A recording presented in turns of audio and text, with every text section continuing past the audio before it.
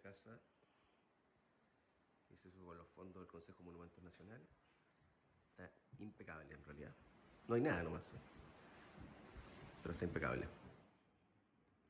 Están todos los colchones en buen estado, la casa está limpia, la gente de CONAF la mantiene. Lo único que tiene la casa, estas perforaciones que les hicieron unos carpinteros chicos y están sacando la lana para los nidos seguramente. CONAF tiene súper bien habilitado acá arriba. Tiene varios sitios de camping, hay baños, hay duchas.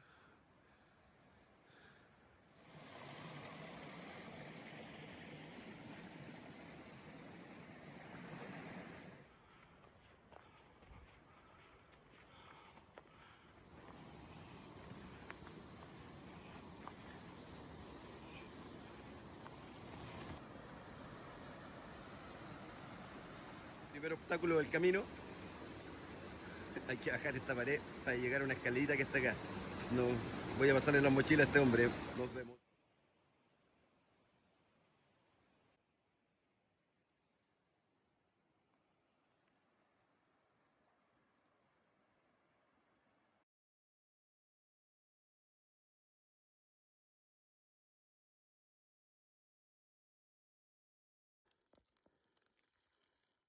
El mirador.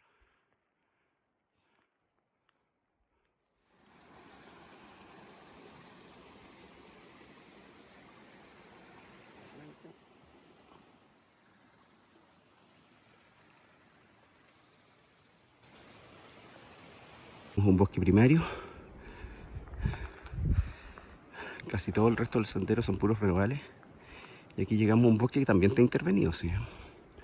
Pero llegamos a un bosque primario.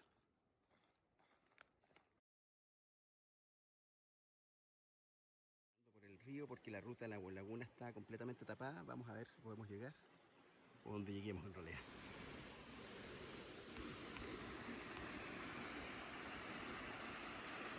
Estamos en el punto de la cámara 7. No la podemos encontrar.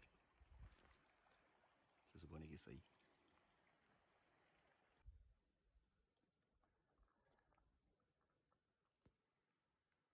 Aquí la gente de CONAF despejó para que pueda aterrizar un helicóptero.